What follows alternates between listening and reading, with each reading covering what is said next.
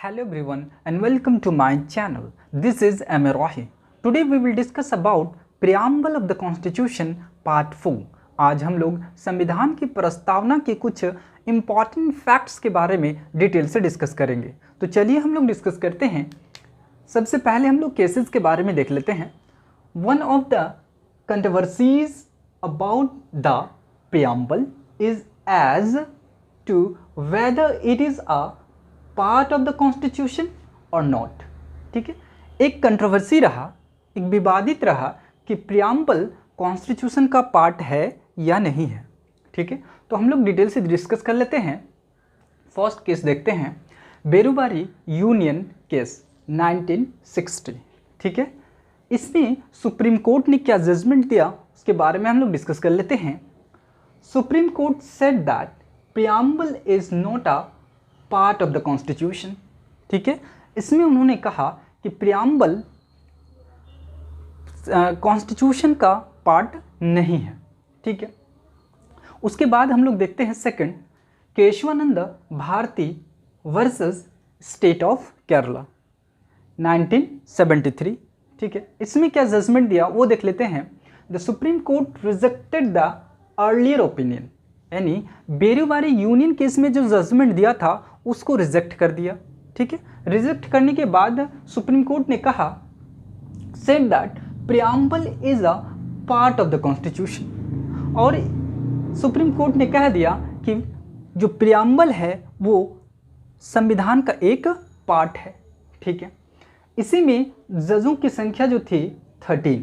ठीक है, और अभी तक का सबसे बड़ा बेंच माना जाता है। ठीक है, और इसका जो जजमेंट दिया गया था 7-6 मेजॉरिटी से हुआ था। ठीक है, उसके बाद हम लोग देख लेते हैं LIC of India versus consumer education and research centre 1995। ठीक है, इसमें सुप्रीम कोर्ट ने क्या जजमेंट दिया उसके बारे में हम लोग डिस्कस कर लेते हैं। Supreme court again held that the preamble is an integral part of the constitution. ठीक है, इसमें अगेन सुप्रीम कोर्ट ने कह दिया कि प्रस्तावना हमारे संविधान का पार्ट है। ठीक है, 2 things should be noted here. ठीक है, 2 हम लोग फैक्ट्स यहाँ पे देख लेते हैं। क्या है? The preamble is neither a source of power to legislature, कह रहा है कि प्रस्तावना ना ही हमारे विधायिका की शक्ति का स्रोत है और nor a prohibition upon the powers of legislature, और ना ही लेजिस्लेचर के शक्तियों पर पाबंदी लगाता है। ठीक है, उस पर रोक भी नहीं लगाता है। उसके बाद हम लोग सेकंड देखते हैं, इट इज़ नॉन जस्टिशियबल, ये जस्टिसेबल नहीं है। That is its provisions are not enforceable in court of law. ठीक है, यानी कोर्ट के द्वारा ये इन्फोर्सेबल नहीं है। उसके बाद हम लोग देख लेते हैं amendability of the preamble, preamble में संशोधन हो सकता है या नहीं उसके बारे में हम लोग देख लेते हैं। केशवानंद भारती केस 1973 में सुप्रीम कोर्ट ने कहा था preamble is a part of the constitution. ठीक है, उसी आधार पर यहाँ पे डिस्कशन किया गया, said the preamble can not be amended as it is not a part of the constitution। यहाँ पर कहा गया कि इसमें संशोधन नहीं होता अगर ये कॉन्स्टिट्यूशन का पार्ट नहीं होता, लेकिन यहाँ पे कहा कि ये तो कॉन्स्टिट्यूशन का पार्ट है। ठीक है, इसलिए इसमें अमेंड हो सकता है। ठीक है, तो क्या कंडीशन है? But preamble can be amended subject to the conditions. ठीक है, प्रियम्बल में संशोधन हो सकता है लेकिन कुछ कंडीशन है, शर्त है। क्या है? That no amendment is done to the basic structure under article 368।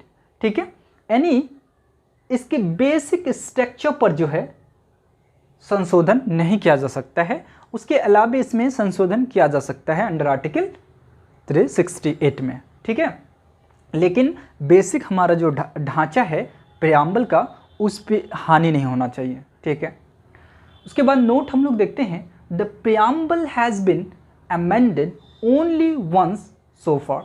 मतलब कहा जा रहा है प्रियम्बल में अभी तक एक ही बार क्या हुआ है, संशोधन हुआ है। ठीक है, 42nd constitutional amendment act of 1976 में हुआ था। ठीक है, उसमें 3 वर्ड को जोड़े गए थे। कौन कौन से देख लेते हैं। Added new 3 words, first socialist, second secular, third integrity. ठीक है, उसके बाद हम लोग हिंदी में इधर डिस्कशन कर लेते हैं। सबसे पहले हम लोग देखते हैं केसेस। प्रस्तावना को लेकर एक विवाद रहता है कि क्या यह संविधान का एक भाग है या नहीं। ठीक है, अब केसेस को देख लेते हैं हम लोग। पहला बेरुबारी संघ मामले। ठीक है, 1960। इसमें क्या कहा, सुप्रीम कोर्ट ने कहा कि प्रस्तावना संविधान का भाग नहीं है। ठीक है, अब केशवानंद भारती केस ने क्या कहा उसके बारे में देख लेते हैं। सेकंड, केशवानंद भारती बनाम केरल राज्य 1973। ठीक है, इसमें क्या कहा सुप्रीम कोर्ट ने, सुप्रीम कोर्ट ने पूर्व व्याख्या को अस्वीकार कर दिया।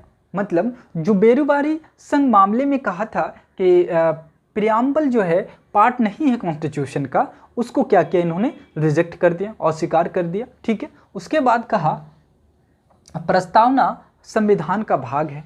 ठीक है, थर्ड देखते हैं LIC ऑफ इंडिया मामले 1995। पुनः सुप्रीम कोर्ट ने कहा कि प्रस्तावना संविधान का भाग है। ठीक है, इसमें फिर सुप्रीम कोर्ट ने कह दिया कि हमारा जो प्रस्तावना है वो क्या है, संविधान का भाग है। उसके बाद 2 महत्वपूर्ण तथ्य है, उसके बारे में डिस्कस कर लेते हैं। प्रस्तावना ना तो विधायिका की शक्ति का स्रोत है और ना ही उसकी शक्तियों पर प्रतिबंध लगाने वाला है। ठीक है, सेकंड, यह गैर न्यायिक है, अर्थात इसकी व्यवस्थाओं को न्यायालय में चुनौती नहीं दी जा सकती। ठीक है, उसके बाद हम लोग नीचे देख लेते हैं प्रस्तावना में संशोधन की संभावना है या नहीं, उसके बारे में देख लेते हैं। केशवानंद भारती मामले 1973 में प्रस्तावना में संशोधन नहीं किया जा सकता अगर यह संविधान का एक भाग नहीं होता। ठीक है, इसमें डिस्कशन किया गया इस केस में कि अगर ये प्रस्तावना जो है हमारे संविधान का भाग नहीं होता तो उसमें संशोधन नहीं होता। लेकिन केशवानंद भारती केस में क्या कह दिया था कि ये जो प्रियम्बल है हमारा वो कॉन्स्टिट्यूशन का भाग है। ठीक है, इसलिए यहाँ पे कह रहा है। लेकिन सुप्रीम कोर्ट ने क्या कहा था 1973 में कि यह एक संविधान का भाग है। अब जब संविधान का भाग है तो इसमें अमेंड भी किया जा सकता है। ठीक है, इसलिए इसमें संशोधन किया जा सकता है अंडर आर्टिकल 368। लेकिन इसमें कुछ कंडीशन है, बशर्ते मूल विशेषताओं में संशोधन नहीं किया जाए, यानी मूल जो ढांचा है प्रियम्बल का उसमें संशोधन आप नहीं कर सकते हैं। उसके अलावे आप इसमें क्या कर सकते हैं, संशोधन कर सकते हैं। कुछ नोट को देख लेते हैं। अब तक प्रस्तावना में केवल एक बार संशोधन हुआ। ठीक है, 42वें संविधान संशोधन अधिनियम 1976 में। ठीक है, क्या इसमें जो संशोधन हुआ वो देख लेते हैं। इसके जरिए 3 नए शब्दों जोड़े गए। पहला समाजवादी, दूसरा पंथ निरपेक्ष। अभी जैसे हम लोग धर्म निरपेक्ष से जानते हैं, वो पहले इसे पंथ निरपेक्ष जोड़ा गया था, अभी इसे धर्म निरपेक्ष कहा जाता है। एवं थर्ड है अखंडता। ठीक है, इन 3 शब्दों को जोड़ा गया था। तो आज हम लोगों ने प्रियम्बल ऑफ द कॉन्स्टिट्यूशन के लास्ट लेक्चर के बारे में डिटेल से डिस्कस किया। ठीक है, इसके बाद हम लोग नेक्स्ट लेक्चर में मिलेंगे। Thanks for watching. Hope you enjoy this video. For the latest video, like and subscribe my channel and don't forget to press the bell icon to stay updated. Thanks for watching.